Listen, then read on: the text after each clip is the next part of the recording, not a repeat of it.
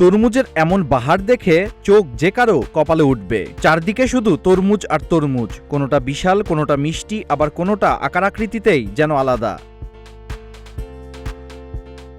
উজবেকিস্তানের ঐতিহাসিক শহর খিভায় বসেছে তরমুজ উৎসব। দেশটির বিভিন্ন প্রান্ত থেকে হাজির হয়েছেন চাষি ও বিক্রেতারা, সঙ্গে নিয়ে এসেছেন নানা জাতের রসালো ও সুস্বাদু তরমুজ।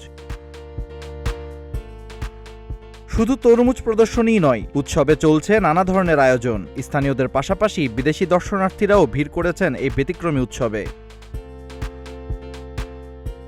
উজবেকিস্তানে তরমুজের চাষের রয়েছে দীর্ঘ ঐতিহ্য, তাই স্থানীয়দের কাছে এই উৎসব শুধু খাবারের আয়োজন নয়, বরং কৃষি, ঐতিহ্য আর সংস্কৃতিকে বিশ্বের সামনে তুলে ধরারও এক বড় সুযোগ। আর খিভার ঐতিহাসিক স্থাপনার পটভূমিতে রং বেরঙের তরমুজের এই আয়োজন যেন তৈরি করেছে একেবারে অন্যরকম দৃশ্য। তাই প্রশ্ন একটাই, এত তরমুজ কোথা থেকে এলো? উত্তর খুঁজতে হলে ঘুরে আসতেই হবে খিভার এই রসালো উৎসব থেকে।